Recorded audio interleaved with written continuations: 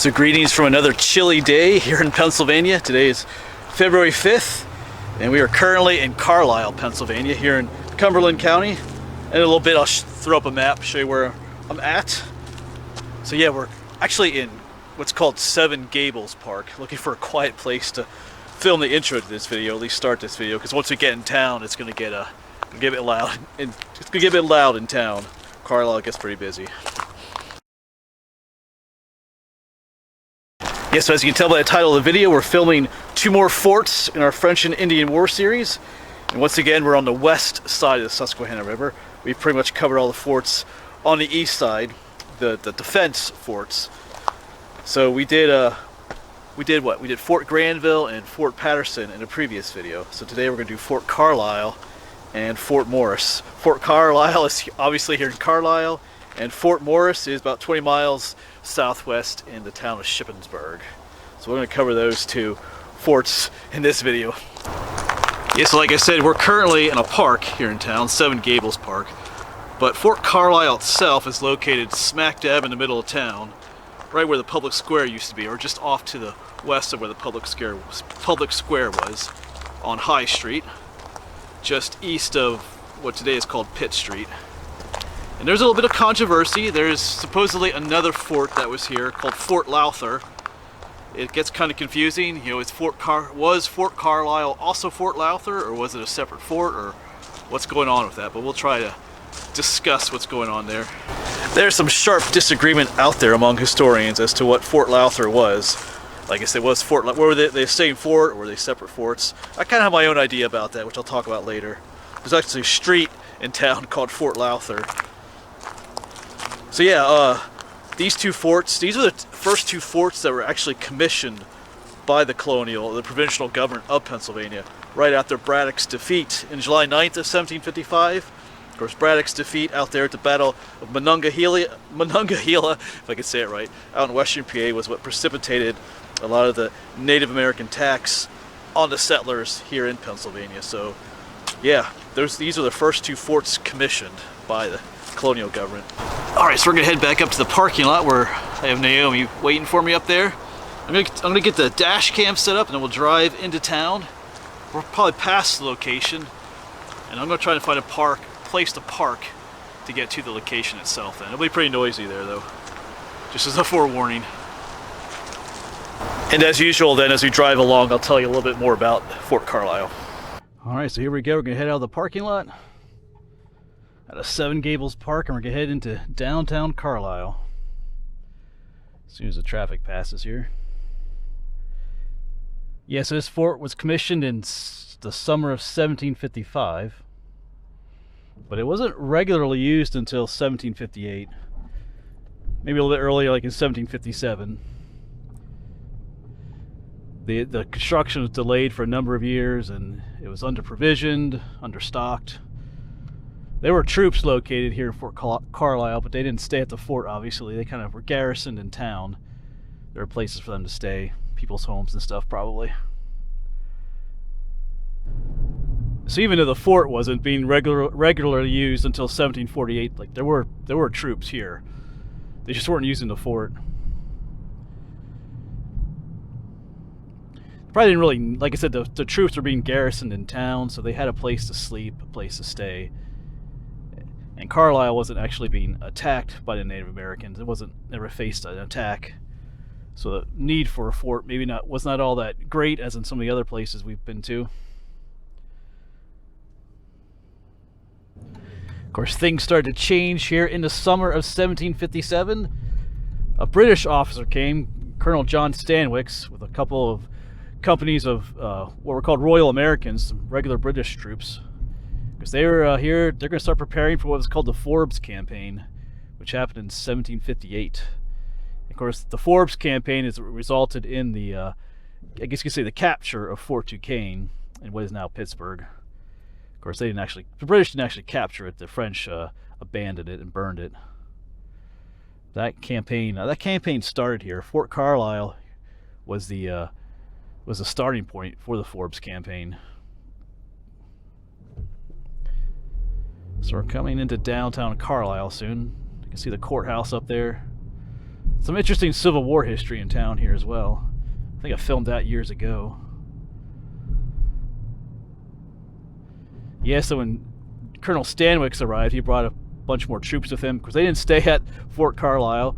They stayed on the northeastern side of town in another camp.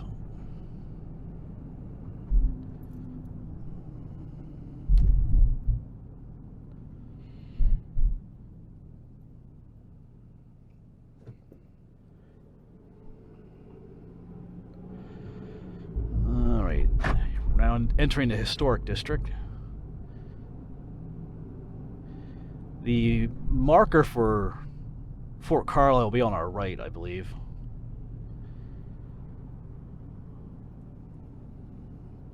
Not just quite yet here.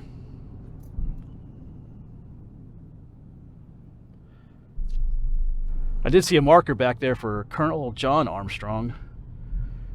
There's another marker back here too. Yeah, John Armstrong was kind of like the Pennsylvania guy in charge of Fort Carlisle here, until Stanwix came along, who was a British officer. He kind of took over then.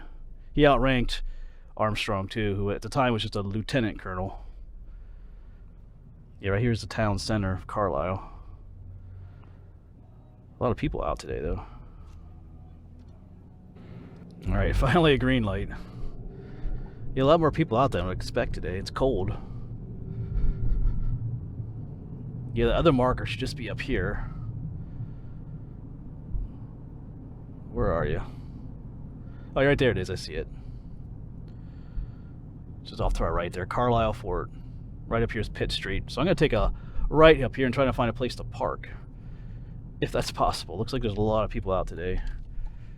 Alright, so parking has been obtained. It took a while to find a parking spot here in town. It's pretty busy today. Alright, but up here is Pitt Street. We're going to make our way down Pitt Street and make our way to that first historical marker for Carlisle Fort. And we'll try to get to the other one for Colonel Armstrong. Just making our way down through town here.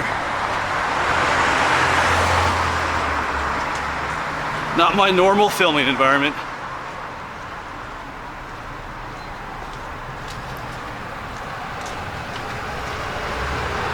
Yeah, right up here is that Lauther Street. See a sign for there, West Lauther Street.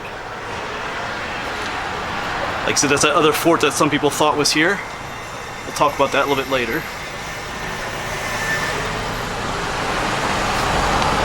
I can see why all the people are here now. There's kind of like an ice sculpture thing going on here.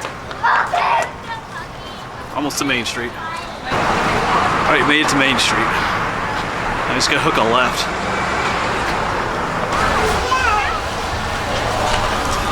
I'll let you read that.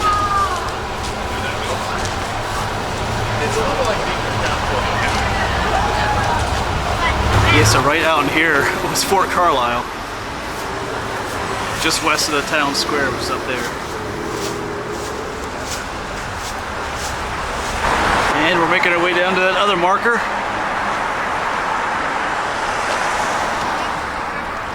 And the sign is right across the street. We'll zoom in on it. You can go ahead and read that for you. Hero of Kittanning.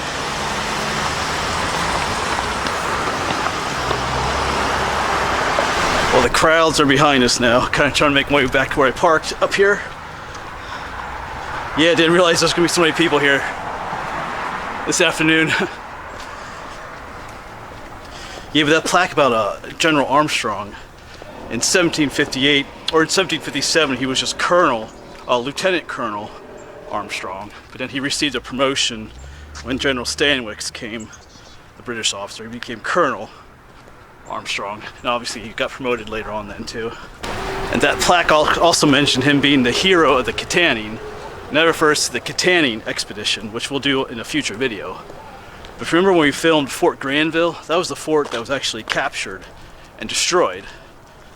And Armstrong's brother was in that fort. I believe his name was Edward, and he was actually killed in the attack on that fort. And the Kittanning expedition in some ways was a retaliation of that attack. We'll obviously film that in a future video where we'll talk more about it.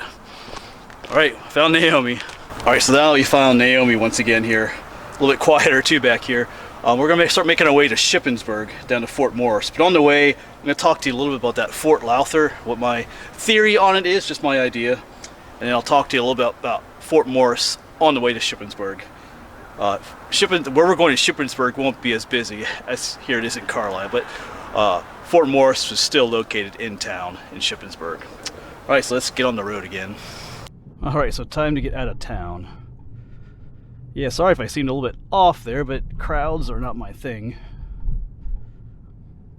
Yeah, once again, here's Lauther Street, named after that possible other fort that was here.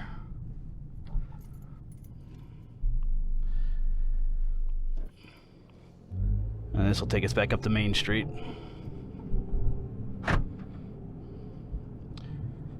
Alright, so I'm going to talk a little bit more about Fort Lauther in just a little bit. We're going to get back onto 81. Head about 20 miles southwest of Shippensburg to Fort Morris. Yeah, but there is a lot of history in this town. Historical markers everywhere. I think I mentioned there's some neat Civil War history in here. The courthouse has damage from cannonballs from the Civil War. It's kind of interesting. Another red light. So what of Fort Lauther? Like I said, there's some debate. There's some records claim that there was this Fort Lauther that was here as early as like 1753, 1754, and predated Fort Carlisle. Of course, some people say that it didn't exist at all. Some people say that Fort Carlisle was Fort Lauther and vice versa. But I kind of think that perhaps Fort Lauther wasn't, an officially commissioned fort, but it was one of those forts that was set up by the local people. They called them like a house of refuge or like a blockhouse, where someone's house was kind of turned into like a fort as a place of refuge for the people, rather than being an actually commissioned fort by the government.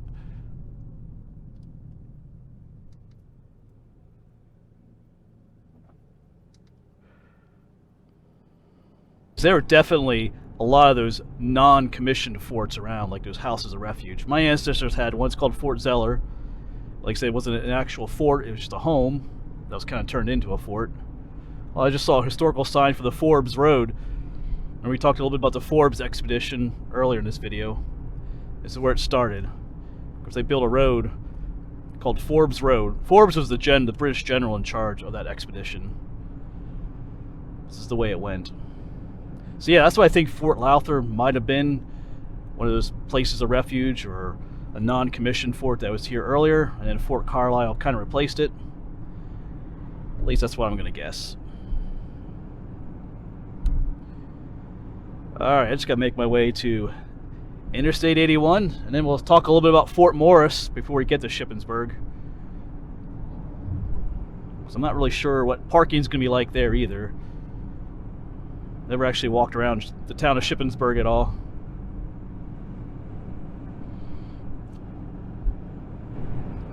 Alright, so we have made it to Interstate 81. We're heading south towards Shippensburg, because we're headed to Fort Morris. Because as I mentioned earlier, Fort Carlisle and Fort Morris were the first two commissioned forts by the provincial governor of Pennsylvania. And Morris is named after the governor at the time, Governor Morris. And there was a supply depot in Shippensburg before there was a fort, which I think creates a little bit of confusion, because some records state there being a Fort Franklin here in Shippensburg as well. Some people think that's a mistake, or not quite sure what's going on there, but perhaps that original supply depot that was there before Fort Morris was known as Fort Franklin. Maybe that's possible. That supply depot was built to support Braddock's expedition, General Braddock, the one that failed on July 9th when he was defeated at the Battle of Monongahela in his attempt to take Fort Duquesne. So that might be what Fort Franklin was. Don't really know. It's one of those things that's kind of lost to history.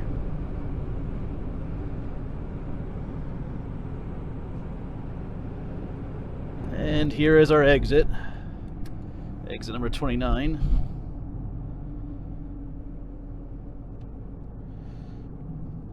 take us into Shippensburg.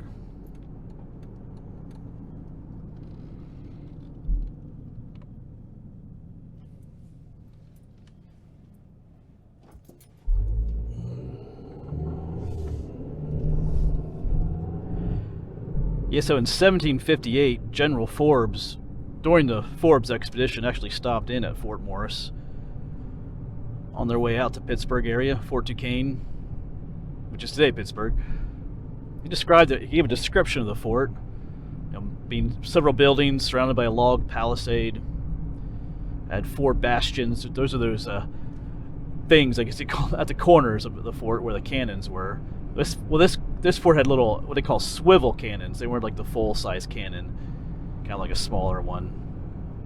They had one when I was at Fort Loudon last summer, at that some kind of a fair that they had at Fort Loudon. I forget what it was called offhand again.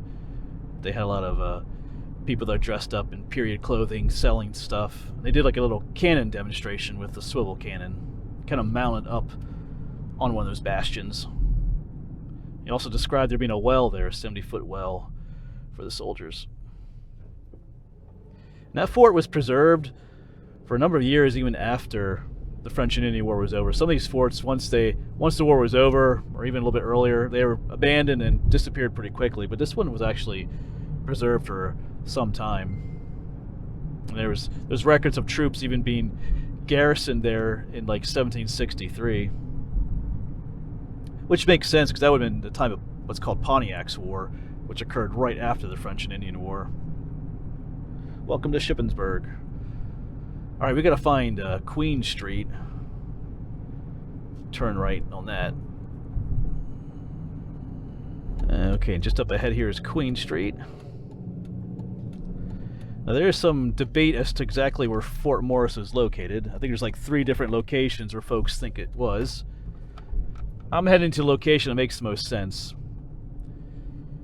The other 2 locations don't have any like real evidence for it. Because we're looking for Bird Street. B-U-R-D. All right, here it is. So I'm not sure if there's a historical marker here or not. Let this guy go.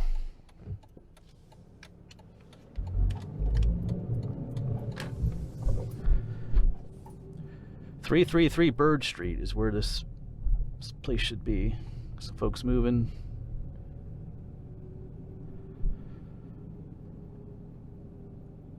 Yeah, not really seeing a marker just yet.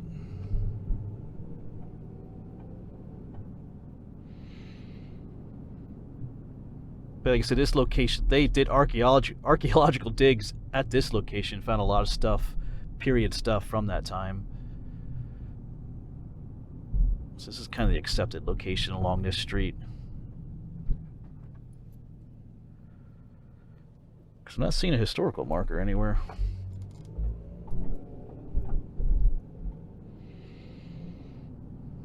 Alright, so I parked Naomi. And we're gonna head for a little walk up through town here. See if we can find that street address.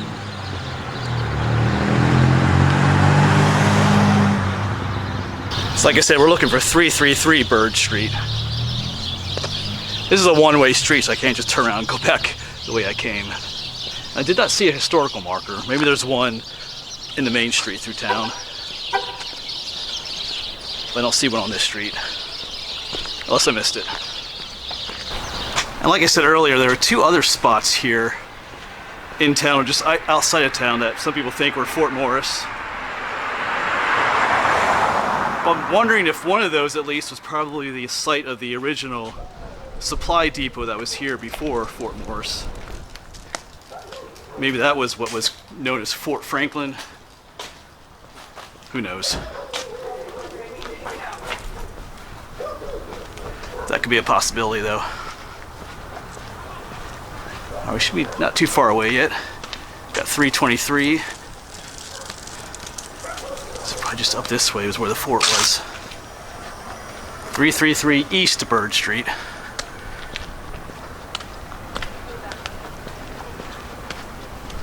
All right, so up ahead is 335.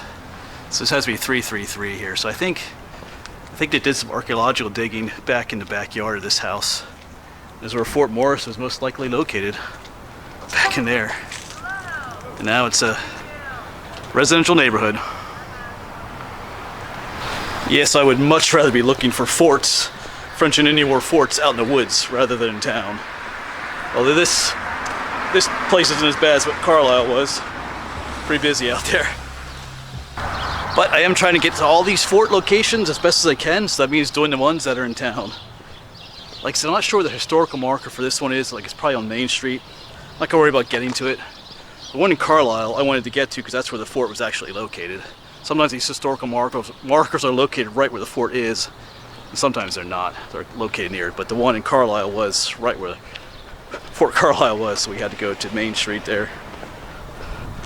Alright, but I think that's it for this video. Fort Carlisle and Fort Morris here in town. Not the typical scene for my videos, but gotta do what you gotta do. Alright, thanks for coming along on this little not so woodsy adventure, but hopefully I'll see you on the next one. Yeah, so just quickly here, I did find it along King Street here in town. Fort Morris, named for Governor Morris, was built by local settlers under the supervision of James Byrd after Braddock's defeat. This fort site, long marked by Soldiers' Well, lies a block to the north on Byrd Street, up where we were. Alright, thanks for coming along.